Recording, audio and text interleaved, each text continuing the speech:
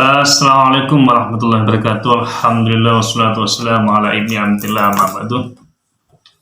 Para sahabat bisikan dari langit yang dirahmati oleh Allah Subhanahu wa taala dimanapun kalian berada, semoga tetap diberikanlah rahmat oleh Allah Subhanahu wa taala ila akhiril umur. Ada sebuah fenomena-fenomena tentang persoalan tekstualitas maupun pengembangan tekstualitas dalam kitab suci Al-Quran maupun hadis Nabi.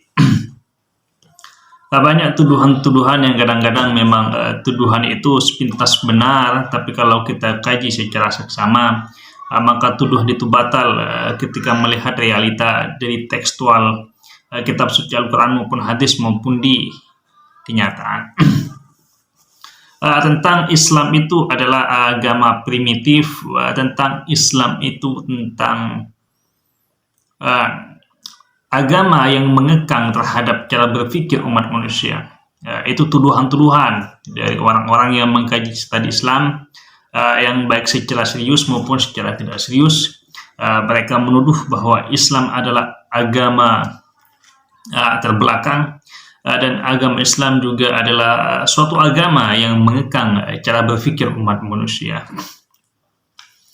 Dan hal ini kadang-kadang memang betul kalau melihat secara sepintas masyarakat Islam yang memang tidak ingin adanya kemajuan-kemajuan, dan mereka tidak sadar bahwa mereka adalah anak zaman, dan mereka juga malas untuk berpikir, sehingga hal-hal seperti inilah yang dijadikan rujukan oleh orang-orang yang tidak menyukai terhadap Islam, dan orang-orang yang memang mencari kesalahan-kesalahan ajaran-ajaran Islam. Contoh, ada kadang-kadang sekelompok umat muslim itu sendiri mengharamkan tentang banyak hal yang mana itu tidak dimufakati oleh mayoritas ulama. Contoh misalkan seperti musik.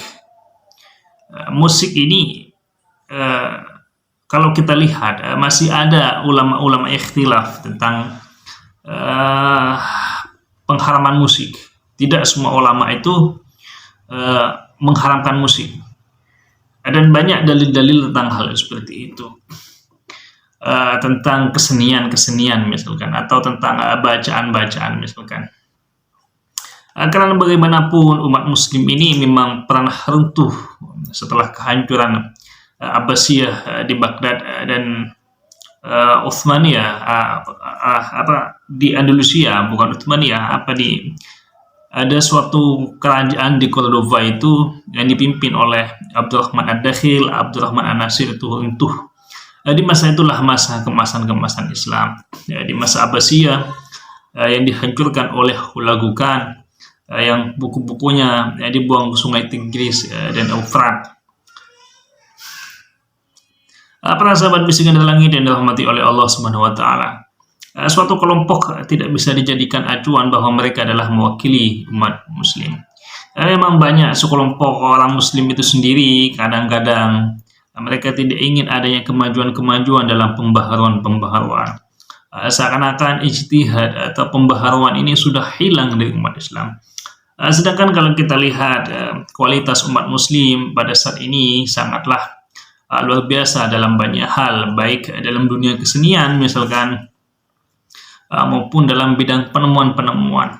Hanya saja kadang-kadang orang itu malas untuk mengkaji atau mencari tahu tentang hal-hal kemajuan umat muslim di zaman ini. Di dalam kitab suci Al-Quran misalkan, kita akan menemukan banyak tantangan Allah Subhanahu wa taala tentang bagaimana agar umat manusia ini berpikir. Afala ta'qilun, afala ta'lamun, afala yatadabbaruna al-Quran, law kana min indi ghairillah lawajidu fihi ikhtilafan katsira. Atau afala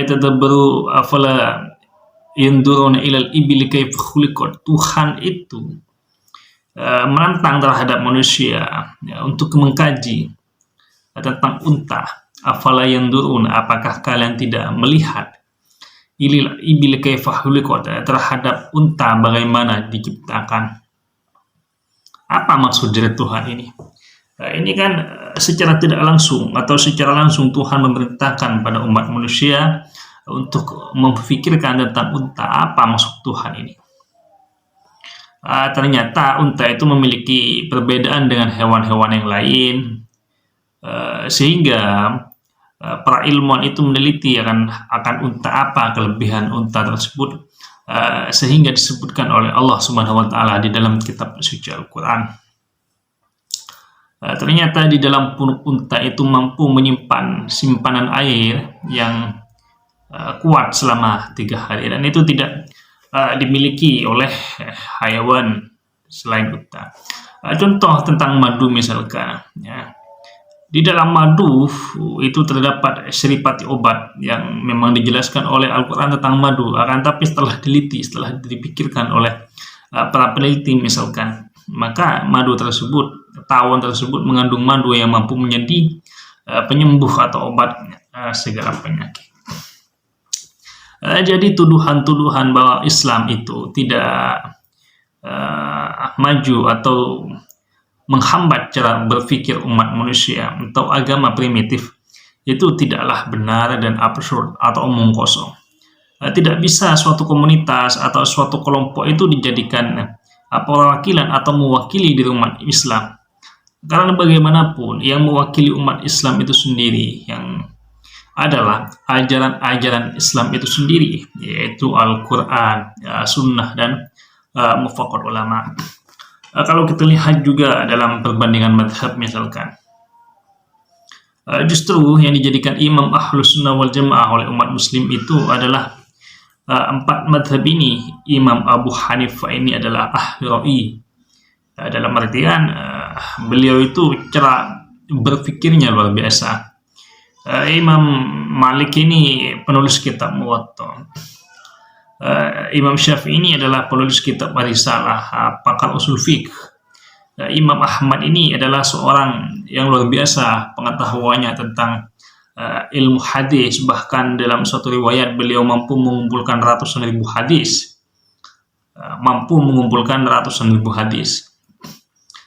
Dalam artian apa? Banyak perbedaan-perbedaan di dalam bab fikih.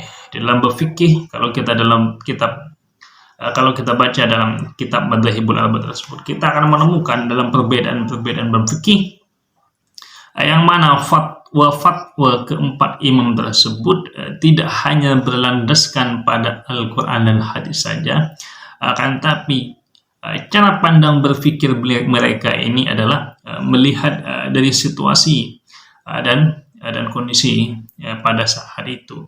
Sehingga pikiran-pikiran atau fatwa-fatwa atau ijtihad para imam yang 4 ini mampu sampai saat ini dijadikan sebuah rujukan oleh umat muslim di dunia. Contoh misalkan di Mesir, mayoritas itu madhab Hanafi.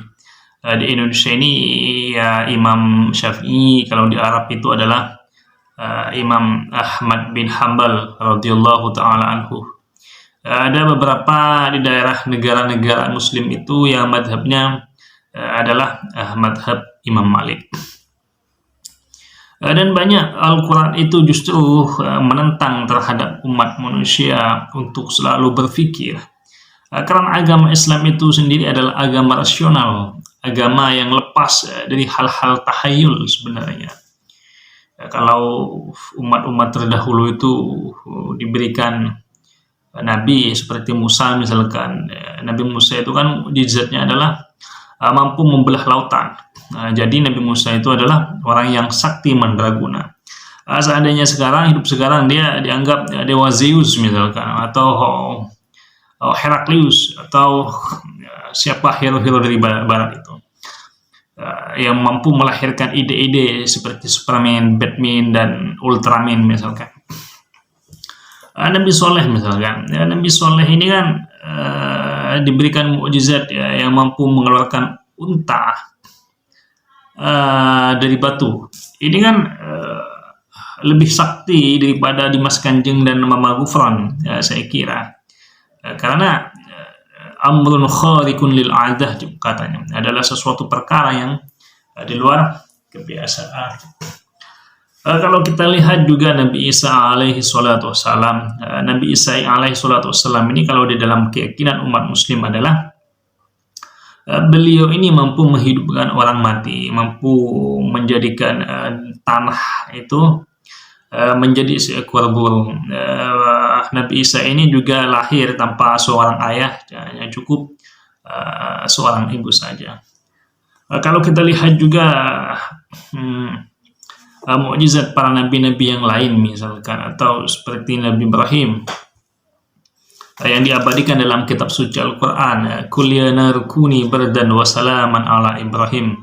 Ketika Nabi Ibrahim itu dibuang oleh Raja Namrud pada api, maka justru api tersebut dingin.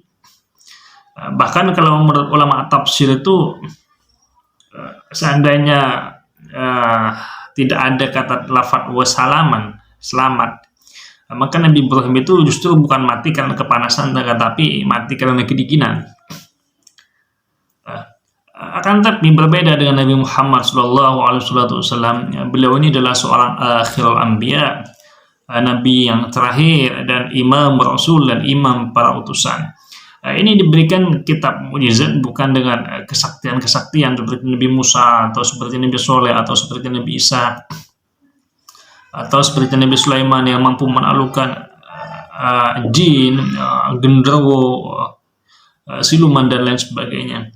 Nabi Muhammad SAW ini diberikan suatu mukjizat. Apa mukjizatnya? Yaitu kitab suci, kitab suci Al-Quran, yang sampai saat ini mukjizat itu abadi, yang dilindungi oleh Allah Subhanahu wa Ta'ala. Nabi Muhammad ini kan mukjizatnya beda, bukan kesaktian-kesaktian. Salah satu contoh, di perang Uhud, Nabi Muhammad SAW itu pernah luka parah. Dan ketika Nabi Muhammad SAW itu pernah bersembunyi di suatu gua, Nabi Muhammad SAW luka karena lemparan batu.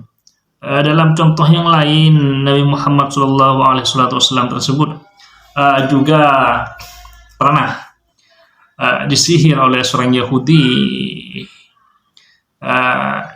yang bernama Ubaid atau siapa itu, yang mampu sihirnya itu tembus pada Nabi Muhammad SAW. Ini adalah sebuah bukti bahwa Islam itu adalah agama rasional, bukan agama mistisisme. Walaupun ada mistisisme dalam kitab suci Al-Quran yang menerangkan tentang nabi-nabi di sebelumnya, tapi Al-Quran itu sendiri atau ajaran Islam itu sendiri adalah mendukung akal manusia dalam berpikir tentang banyak hal, di dalam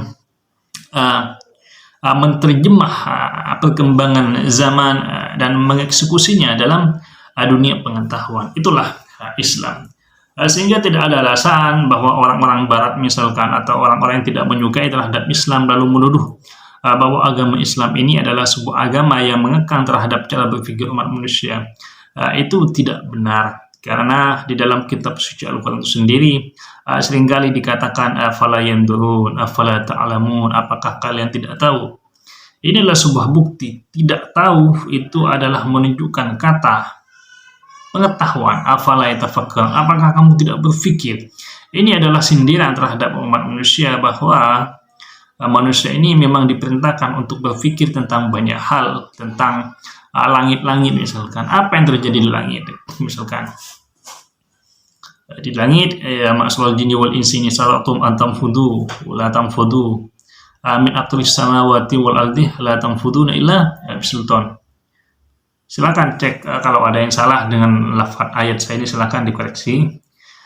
Tentang bagaimana tentang menembus batas-batas langit misalkan, atau wal ardu madatnaha waj'alnaha rawasiya. Ini kan adalah ayat-ayat sains yang bisa saja di dalam kitab-kitab yang lain ini tidak tertera ayat-ayat sains sebanyak di dalam kitab suci Al-Quran, yang memang banyak ayat-ayat sains tersebut cocok 100% dengan pengetahuan-pengetahuan ditemukan oleh para ilmuwan modern.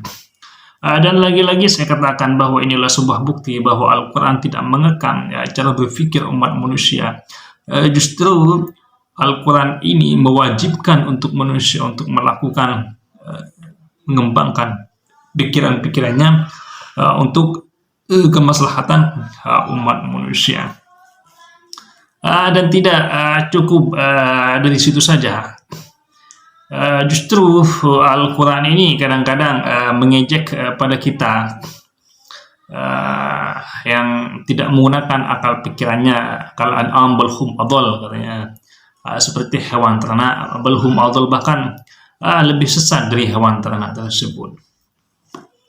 Dan Islam ini adalah suatu agama yang saya anggap adalah agama yang luar biasa, agama yang terakhir sampai hari kiamat. Entah Tuhan suatu saat nanti ketika kiamat ini mau menciptakan makhluk lain lagi, ya wallahu alam. Tapi yang jelas untuk kalangan umat manusia ini, ya, Islam ini adalah agama yang terakhir, dan kitab suci Al-Quran ini adalah kitab pamungkas, penyempurna dari kitab-kitab sebelumnya, penyempurna dari suhuf sebelumnya yang diturunkan kepada Ibrahim alaihissalam, yang diberikan kepada nabi yang lain, karena nabi yang lain itu kan diberikan suhuf oleh Tuhan. Sedangkan kitab yang wajib diketahui oleh umat muslim hanya 4, yaitu Taurat yang diturunkan pada Nabi Musa, Zabur yang diturunkan kepada Nabi Daud, Injil yang diturunkan kepada Nabi Isa, Al-Quran yang diturunkan kepada Nabi Muhammad SAW.